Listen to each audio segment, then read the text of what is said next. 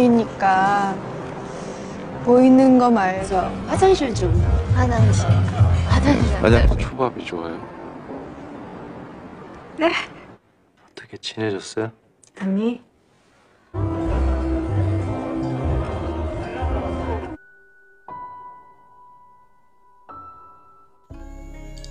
Halo guys, kembali lagi di channel Topeng Hitam Official guys ya.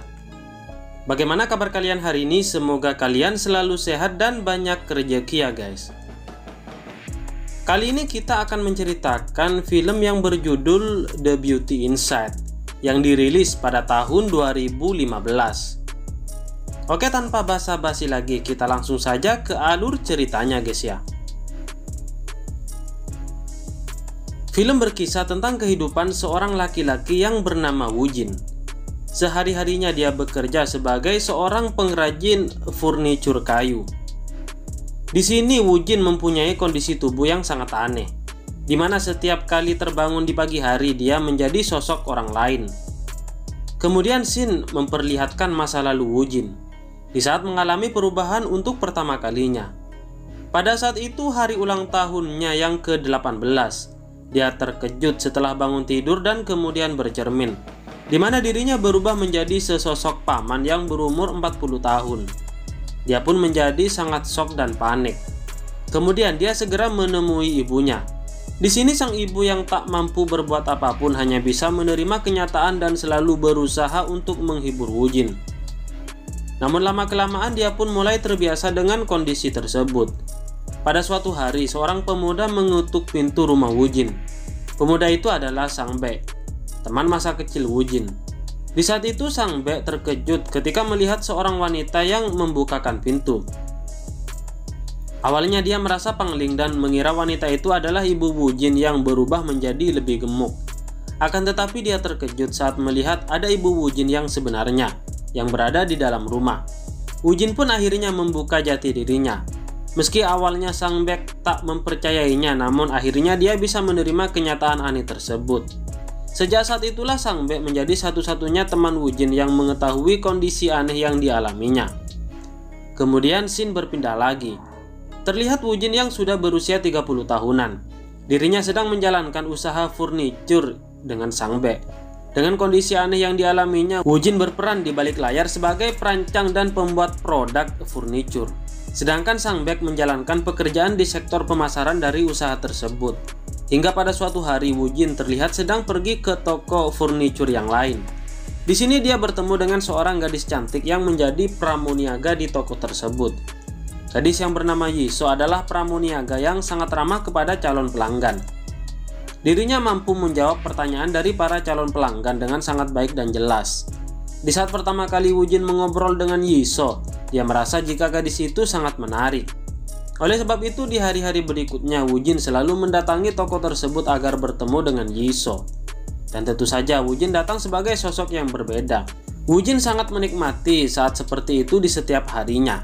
Meskipun Yiso tak menyadari jika sebenarnya orang yang ditemuinya selama ini adalah seseorang yang sama, yaitu Woo Jin.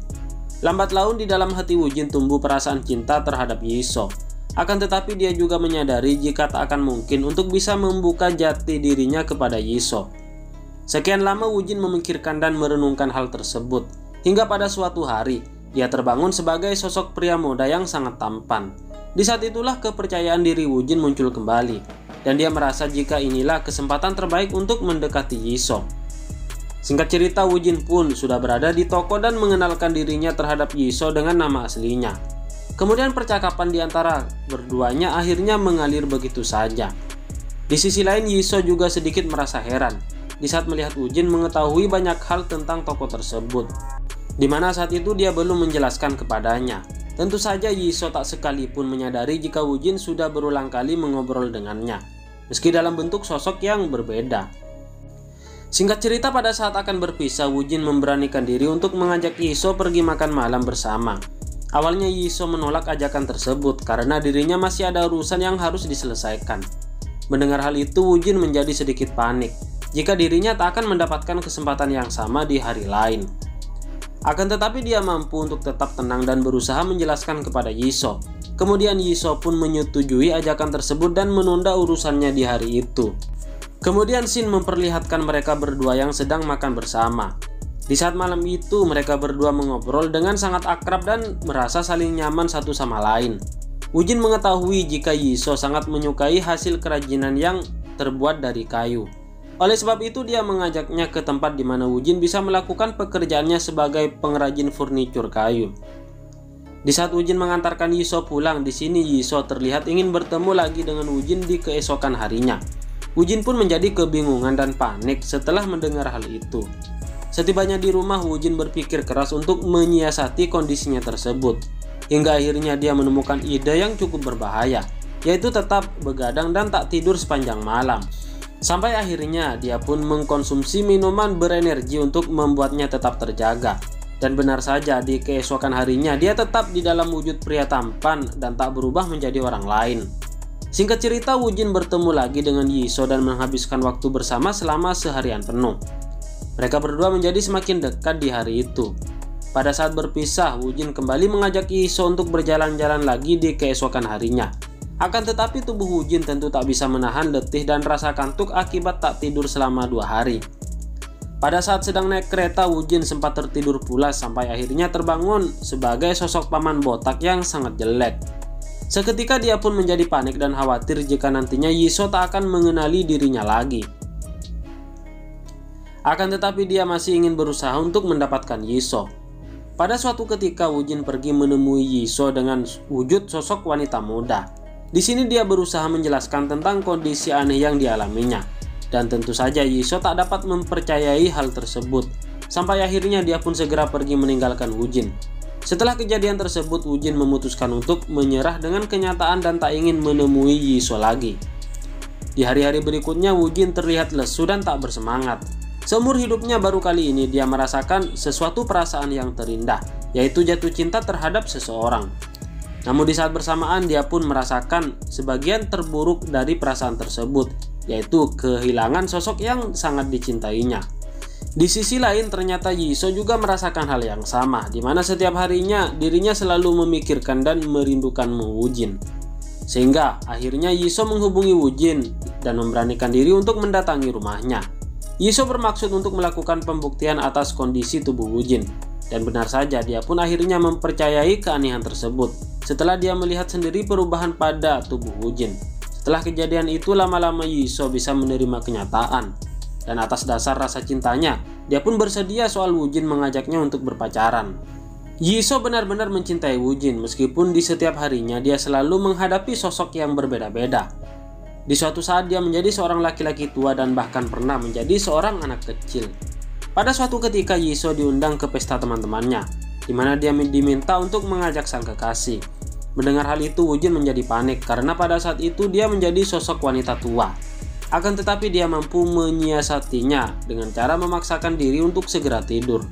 Beruntungnya pada saat terbangun dia sudah berubah menjadi sesosok laki-laki yang dewasa yang sangat tampan. Dan akhirnya acara tersebut dapat mereka lewati dengan lancar tanpa masalah. Singkat cerita, di suatu hari Woo-jin berniat untuk melanjutkan hubungannya dengan Yi-so ke jenjang serius. Woo-jin yang berubah menjadi sosok pemuda tampan, dia mengajak Yi-so untuk pergi makan malam.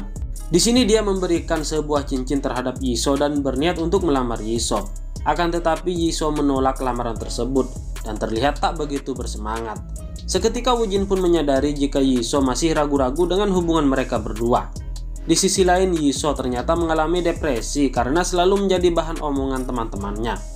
Hal itu karena mereka seringkali melihat Yi-so berjalan dengan orang yang berbeda-beda. Tentu saja mereka tak mengetahui fakta tentang keanehan kondisi tubuh Woo-jin. Mengetahui hal itu, Woo-jin pun jadi ikut sedih. Sempat terlintas di benaknya jika hal itu pasti disebabkan oleh keanehan yang ada pada dirinya. Hingga akhirnya Yi-so turut terkena imbasnya. Kemudian scene berpindah. Terlihat Woo-jin yang sedang mengobrol dengan ibunya. Di sini sang ibu bercerita jika dulu ayah Woo-jin juga mengalami keanehan yang sama dengan dirinya. Hal itulah yang menyebabkan sang ibu menderita penyakit depresi, sama seperti yang dialami oleh Yi-so pada saat ini. Mendengar hal itu, niat Woo-jin untuk meninggalkan Yi-so semakin membulat. Dia melakukan hal itu bukan karena tak mencintai Yi-so, akan tetapi hal itu justru sebaliknya.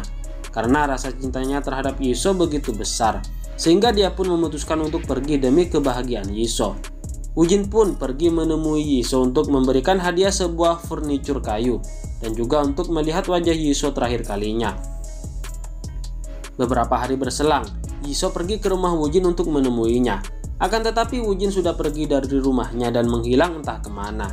Pada saat itu Yi-so sangat panik dan tak tahu harus berbuat apa. Hingga pada akhirnya dia teringat jika Woo-jin masih memiliki seorang teman yaitu Sang Bae. Di sini dia sudah mendapatkan informasi jika Woo-jin sudah berpindah dan menetap di Swedia. Sampai akhirnya, Shin memperlihatkan Yi-so yang sudah berada di Swedia. Hingga pada suatu hari, dia berhasil menemukan kediaman Woo-jin. Di sini Woo-jin muncul sebagai sosok yang lain yang tak pernah dilihat oleh Yi-so. Meskipun Woo-jin berbohong mengenai jati dirinya, akan tetapi perasaan cinta Yi-so tak bisa dibohongi. Sampai akhirnya Woo-jin pun mengakui dirinya kepada Yi-so. Dan mereka berdua kembali bersama-sama seperti pada saat sebelumnya. Kemudian film ini pun selesai guys ya. Dari cerita ini kita bisa mengambil pelajaran jika cinta sejati tak akan memandang fisik maupun kekurangan pasangan. Karena jika kita tulus mencintai, maka fisik maupun kekurangan akan menjadi kelebihan. Oleh karena itu carilah pasangan yang benar-benar tepat untuk menjadi masa depan kita. Bagaimana menurut kalian? Sangat seru kan guys ya? Bagi kalian yang baru menemukan channel ini, mohon dukungannya dengan cara klik like, share, dan juga subscribe di bawah ini.